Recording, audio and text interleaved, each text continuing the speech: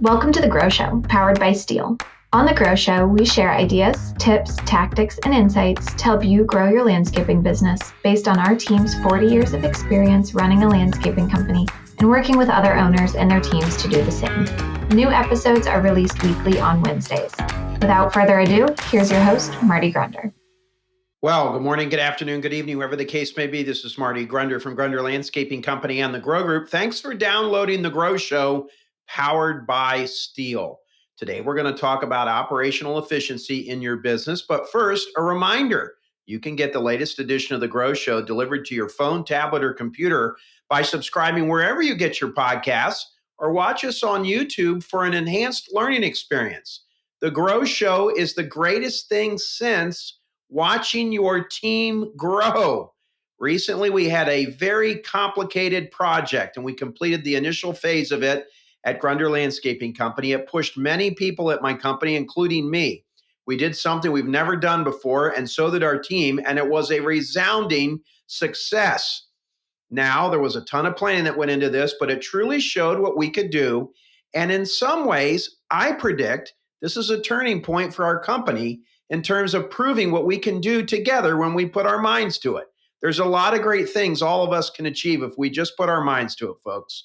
Words cannot express how excited my team was to complete this phase and how relieved I was that it went well. We learned a lot about each other that we will use as a building block for even bigger things to come. Now on to this week's edition of The Grow Show. Operational efficiency.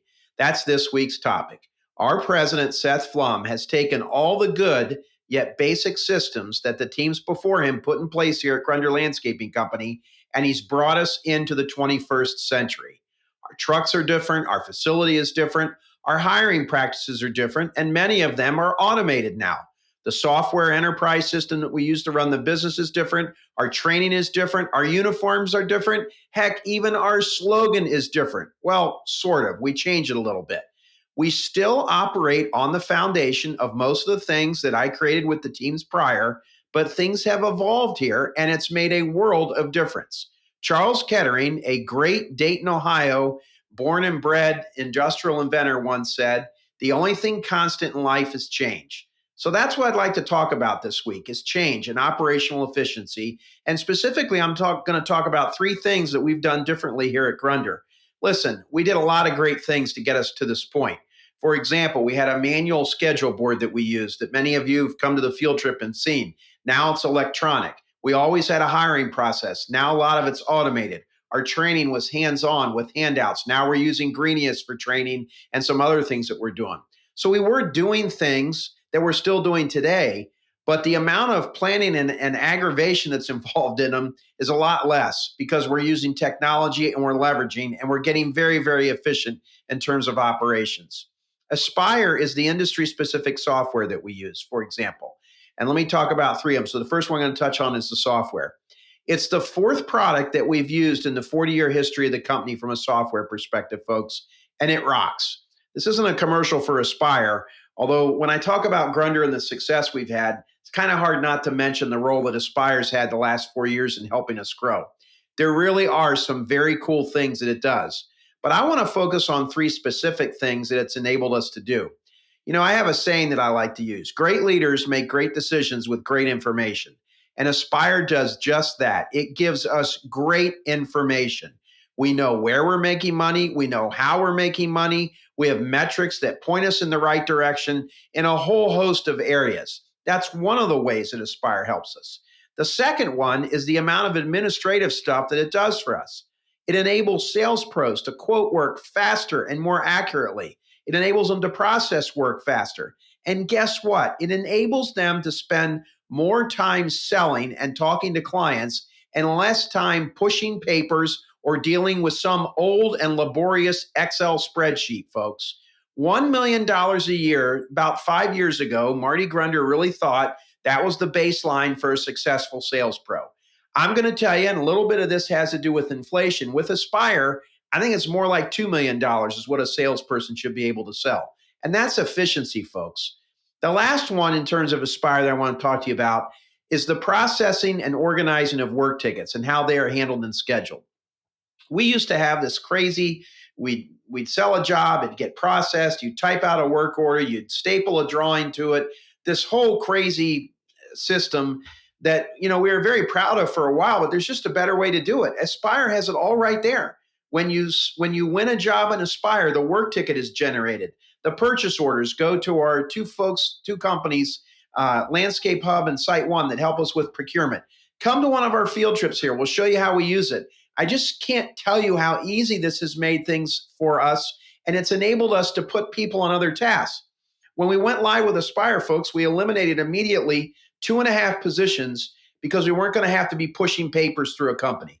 So if you're not using something to aggregate your data, if you're not running Aspire or LMN, those are the two best programs to help you grow your company. You got to go look at them, folks. You got to find a way to get more efficient in your operations with a software piece like that can help take care of some of this stuff and get you out of all these processes and get your people spending time on more important things.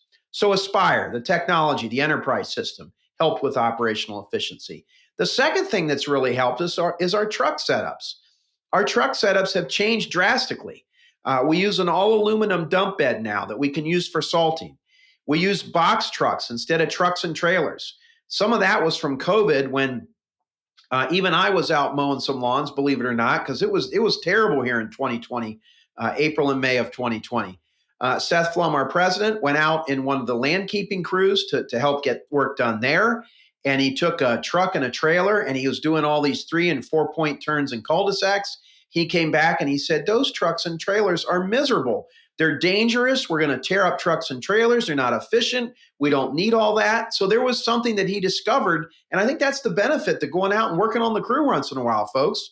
So we now go to a box truck. We've cut the amount of equipment that we carry down to the basics in those trucks. When we used to have people come in here, we'd brag about how our trailer was basically like a hardware store. It had every possible thing you could need in it. We realized we didn't need to do that. And it's easier to manage now with less stuff. It's cheaper to outfit.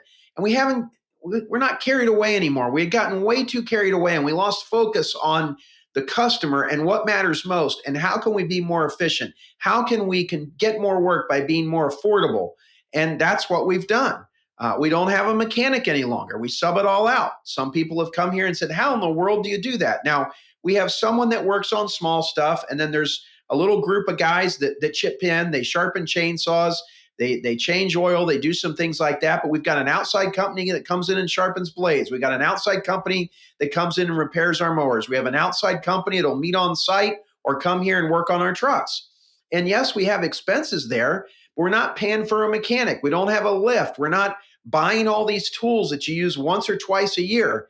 And mostly important here to understand is we're landscapers. And we want our team focused on doing that, okay? So be mindful there, operational efficiency. So we talked about Aspire, we talked about our truck setup and our equipment in some areas that we've had. The last one I want to talk to you about is our monthly meeting that we have here at the company, and it's called the Grow Meeting. I know, you like the name? So we get everyone on the same page. We meet in the shop for about 45 minutes every month. We communicate what we are doing and where we are going. I do not understand how you get a team headed in the same direction if you don't constantly talk to them about where you're going and how you're going to do that, okay? And you got to give them the why. We just tell our team to go out and plant trees. We just tell our team to be safe. We don't give a why. We don't tell them that it's important to plant it right so it thrives in beauty and value and that we don't have to go back and replace it and incur expenses there. We don't talk about the importance of safety because the why is we want you to get home. We don't want our workers' comp rate to go up. We talk about all those. So I don't see how you can organize your team and how you're ever going to be efficient if you don't have some type of a meeting where you're talking and communicating where you're trying to go, what you're trying to do, and most importantly, recognizing those who are doing good things and demonstrating the behaviors that you want to see in your organization. In our meeting, we recognize birthdays, anniversaries, promotions. But I think the most important thing that we share are the numbers. We pay a bonus based on a couple things. If you come to the field trip sometime, we dig deep into what we do. Not enough time here today on the Grow Show powered by Steel to share that with you. But our bonus structure is based on our metrics. So it's no different than if you go to the Cincinnati Reds game and you're looking at the scoreboard. You always know what's going on towards a victory. Here at Grunder, you can look at our boards and our metrics. You know exactly what we're doing, and it's two big measurements that we focus on that the team rallies around, and we share those numbers. I think it's dangerous not to share numbers. And I will tell you, when I was a lot younger, I was afraid to share any financial data with my team. And the reason I was afraid to share it was I thought they would take that information and they could use it to hurt me, that they would go start their own business. What happens, folks, and a mentor of mine, Mark Thompson, pointed this out to me about 10 years ago, and it was a huge aha to me.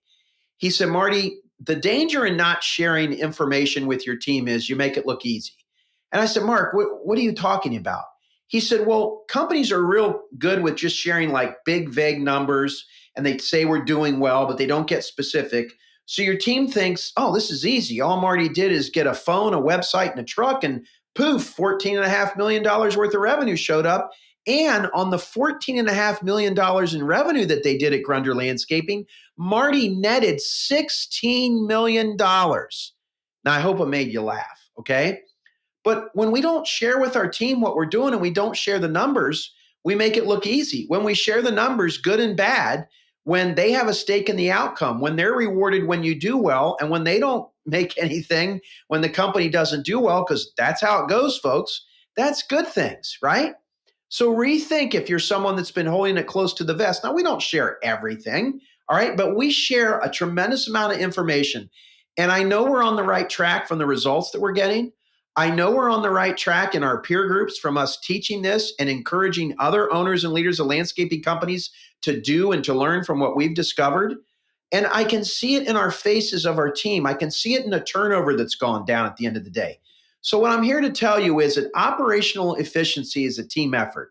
Look, at the end of the day, it is not easy to win in the green industry. But if someone told you winning was easy, you've been misled. Nothing worth achieving in life is easy, folks. It's not easy to be healthy. It's not easy to be a great husband or a great wife or a great dad or a great mother or a great friend or a brother or a sister. All of that requires a focus and it requires work. I want you to think about what you can do this week to make your company more efficient. That's how you scale. You put systems in place that are effective but not too complicated. Systems that people can easily grasp a hold of, slot in there and get to work. When people can get to work quickly in those systems, they can be efficient fast, and your profits and your company will grow. Grow 2025 is in Columbus, Ohio at Jason Cromley's Hidden Creek. I just played golf with Jason last week.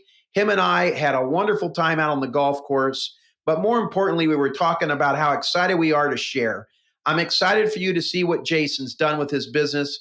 I think you're going to find it very relatable. You're going to see all kinds of things that he's working on and trying to get better. And you're going to see a company that is studying operational efficiency right now. Seth Pflum, our president, will be teaching on operational efficiency. And folks, I got to be honest with you. I'm sorry to be cocky. There isn't anyone better in the green industry to teach on operational efficiency than our president, Seth Pflum. Our numbers at Grunder prove it. I hope you'll be at Grow 2025, February 24th, 25th, 26th, Columbus, Ohio. Early bird signups end November 1st. I'm going to repeat that. Early bird signup ends November 1st. Do not call the 2nd, the 3rd, the 4th. Don't call and tell me some sob story as to why you couldn't sign up. That's the end of it. You got to be signed up for the early bird by November 1. And I don't know why you'd want to miss this event. There's no better networking. There's no better learning event. There's no better fun event in the green industry than Grow. So I hope to see you there. Well, that's going to do it for this week's edition of The Grow Show, folks. If you haven't done so already, subscribe to The Grow Show. And if you can, give it a rating or share a comment. That helps more success-minded landscape professionals find us. And if you really want to help us, share this episode with your team. I know many teams get together and put us up on the TV in the middle of the conference room and share it. Or how about you take this episode and share it and text it to a friend, a landscape pro you know right now. Again, thanks for joining us on The Grow Show this week. We'll talk to you next week. Thank you for listening to this episode of The Grow Show. Be sure to subscribe so you never miss an episode. And head to growgroupinc.com for more information and resources to grow your landscaping business. A special thanks to the folks at Stihl, whose support makes this podcast possible and whose reliable handheld power equipment makes our jobs easier daily. We'll talk to you next week.